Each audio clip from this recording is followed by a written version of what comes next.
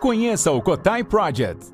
O Cotai Project pretende desenvolver um ecossistema financeiro global que dará 100% de anonimato, liberdade geográfica e financeira para todos os usuários de criptomoedas do mundo.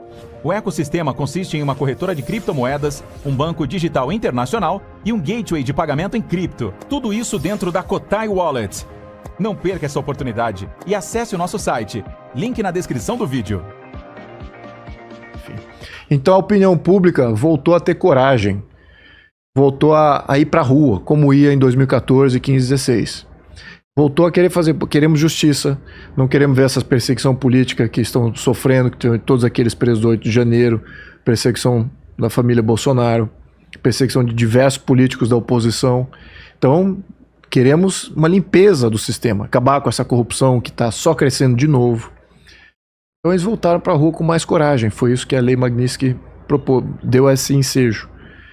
Então a gente tem que respaldar isso de algum jeito. Não podemos ficar silentes e falar assim, não, a pauta da Câmara não é nada disso, não. Vamos pautar aqui qualquer outra coisa que o governo quer. Não dá. Então foi por isso que a gente tomou essas medidas mais draconianas essa semana. Eu como cidadão eu vejo isso como preocupação, porque eu vejo a falência como cidadão. Eu vejo a falência do sistema político e a gente não está debatendo as saídas. Mas como parlamentar, eu atesto a falência. Eu falo assim, vocês têm razão. A gente, sem tomar uma postura mais heterodoxa, você não tem a saída. A saída institucional não existe. Tem que ser de fora do sistema. Vamos falar sobre isso.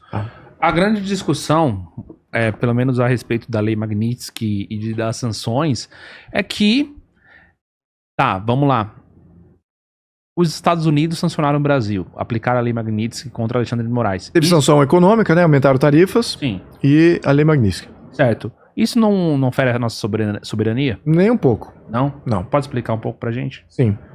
A Lei Magnitsky está dizendo o seguinte, que os Estados Unidos não vai aceitar essa pessoa que viola direitos humanos e viola interesses nacionais dos Estados Unidos, não quer ter ativos dessa pessoa, não quer que essa pessoa use o dólar que é o americano, não quer que essa pessoa interaja com empresas norte-americanas e ponto.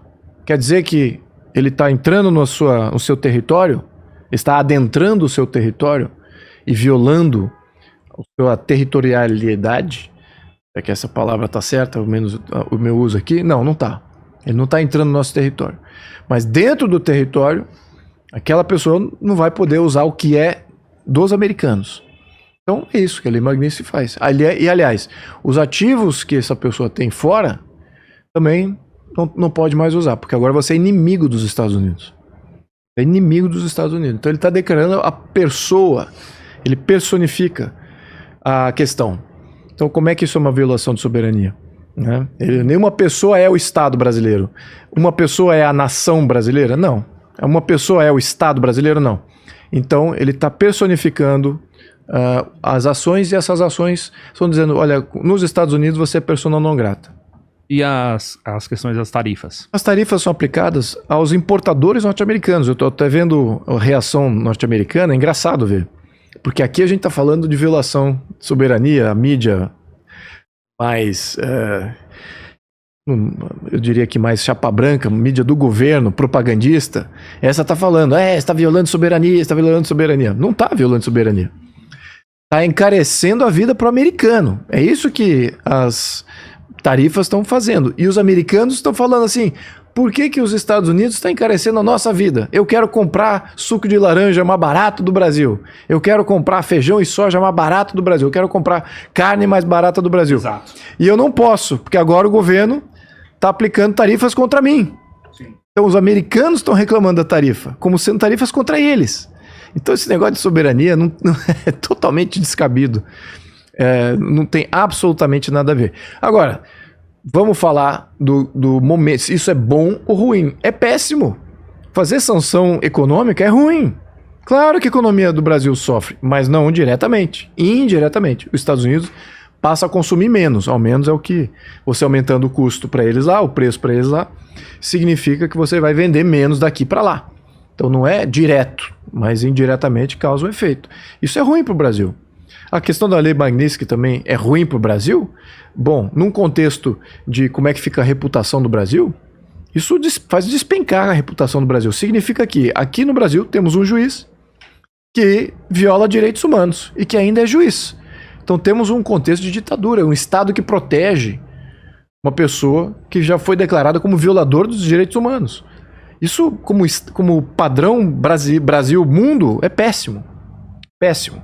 Agora, para, quem sabe, resolver um problema nacional dentro aqui, para nós, os ativistas que querem ver o Brasil sem ditadura, sem violador de direitos humanos, é um passo na direção certa. Você esteve presente naquele momento da obstrução total? Obstrução total ou obstrução geral? É o obstrução, nome. Fizemos obstrução. Obstrução então o Hugo Mota não conseguiu tomar a posição dele como presidente da Câmara. Sim. Bom, ele tomou a posição dele, né? Depois, né? Sim, não, depois, claro, mas ele tomou diante desse curso aí, nós fizemos obstrução física. Uhum. Então teve um momento negocial, atingiu-se um acordo, medida que ele atingiu o acordo, ele caminhou para cima da Câmara, senão ele teria subido nos primeiros dias, ele não como não tinha acordo, né? Como é que você vai subir na Câmara e tá 40, 50 parlamentares ali, ocupando praticamente todo o espaço ali da mesa. Eles até fizeram o ensejo de criar uma Câmara separada, paralela, em outro plenário, e tentar abrir sessão naquele outro plenário. Entendi. Mas não conseguiram. E aí, eventualmente, voltaram, fizeram um acordo com a oposição, queriam entender, aí escutaram. A verdade é essa, escutaram. Que não estavam escutando. Eles estavam impondo uma agenda do governo e do judiciário. Então, o legislativo perdeu sua função. O legislativo ele precisa representar o legislador. Não é para representar o poder executivo. O executivo tem os seus interesses. Ele pode lançar uma medida provisória, pode usar a sua bancada para fazer um projeto de lei. Agora, o processo legislativo ele tem que ser soberano. E como é que o que aconteceu no decorrer dos últimos, diria que 4 anos? 2 anos de Lira e agora estamos aí com o Mota. Hugo Mota. O atropelo sistemático do legislativo. O processo legislativo simplesmente não funciona com eles, porque eles acharam uma maneira de driblar o processo que é legítimo dentro da Câmara. Eles falam, não, esse processo da Câmara não importa nada, você pode ser presidente de comissão e ter lá toda a agenda local de um tema da sua comissão, passa projetos que são importantes para a oposição e para os demais partidos, mas ele pode ignorar isso tudo. E fala assim, não, eu vou votar uma urgência aqui de um projeto que não passou por comissão, que veio do governo, e eu boto ali um relator de plenário na hora para fazer a votação direta. Sem passar pela discussão aí, de repente você tem que discutir um projeto super complicado no plenário sem ter lido, porque a agenda já está compromissada com os líderes, e já o voto de cada um já está marcado, e o debate parlamentar não significa absolutamente nada, e as comissões passam a valer nada. Então esse tipo de liderança faz valer a zero as comissões. Se você tiver um presidente de Câmara, de fato, que representa o legislador, representa o parlamento, aí o que ele faria? Só vota aquilo que passa em comissão. Certo. Certo? Passou pelo processo das comissões, aí pode contemplar ir a plenário. Caso contrário, não vota. Caso contrário, não tem esse debate. Até projetos de urgência. Quer votar uma urgência? Só projetos que já passaram pela comissão. Aí você pode pegar uma urgência. Caso contrário, você está votando urgência num projeto que não foi debatido. Olha o risco disso. E é isso que tem sido os últimos 2, 3 anos aí, de Lira e agora Mota. Isso é um atropelo sistemático. Muito ruim isso para o Brasil. A população espera alguma coisa do parlamentar e, de repente, não temos mais a função do parlamentar sendo exercida exatamente porque eles estão atropelando. Mas agora, depois dessa obstrução, certo, eu espero que do outro lado, se aqueles que obstruíram estão em falta por terem violado o regimento, aqueles que não escutaram também estão em falta por não ter escutado a oposição e não ter escutado as vozes das ruas e não ter colocado aquilo em pauta. E vamos colocar aqui, não é só a esquerda não, tá? Estamos falando de partidos do centro, lideranças do centro, porque certamente vários deputados do centro querem vir para a oposição, mas as lideranças fazem esses acordos com o governo ou com o judiciário e neutralizam a voz dos seus deputados. Então, é isso. Os deputados, muitos deputados do centro querem representar a rua, mas a liderança lá de partidos do centro fala, não, eu estou aqui um acordo, eu tenho já um ministério, eu tenho uma estatal, eu tenho uma nomeação, eu não quero violar o que o governo já me dá. Então, não vota a favor a isso, não vamos pautar aquilo lá e neutraliza, literalmente. Então, é isso que está acontecendo. O que eu ia perguntar é justamente isso. A pauta que você queria, acima de tudo, colocar, seria a pauta da anistia? A pauta da anistia é fundamental. Temos a pauta da anistia, que é uma... Eu acho que a gente está passando por um momento tão... Esses últimos anos, os últimos 2 anos, desde o 8 de janeiro, têm sido tão escuros para o Brasil e para o sistema político brasileiro. Como cientista político, todas as análises apontam para um Estado falido, né? Um Estado fracassado. O Estado fracassado é aquele Estado que é totalitário, ele tem o comando de tudo, só que ninguém, não representa ninguém. E as pessoas deixam de obedecer.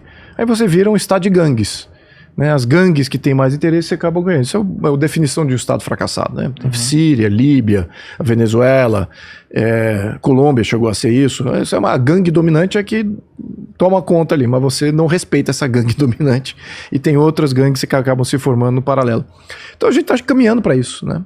Literalmente esse sistema está caminhando para isso. Eles acham que eles estão controlando tudo. E quanto mais eles acham que estão controlando, mais empresas, pessoas ou abandonam o país ou começam a operar em paralelo a essas intervenções que eles estão tendo. Enfim, então a gente está rumo a isso. Tá? Então, inexoravelmente com esse governo, com esse judiciário, a gente vai ter um Estado fracassado de alguma maneira, virar um México da vida dominado por narcotráfico, ou uma Venezuela no seu extremo, né, em que não tem capacidade aí de controlar a sua fronteira, segurança pública, não tem nada funciona. Uma Síria que é totalmente fragmentada aí por Somália, Síria, é isso aí, são gangues que dominam o poder público. Então a gente está caminhando para isso, tá?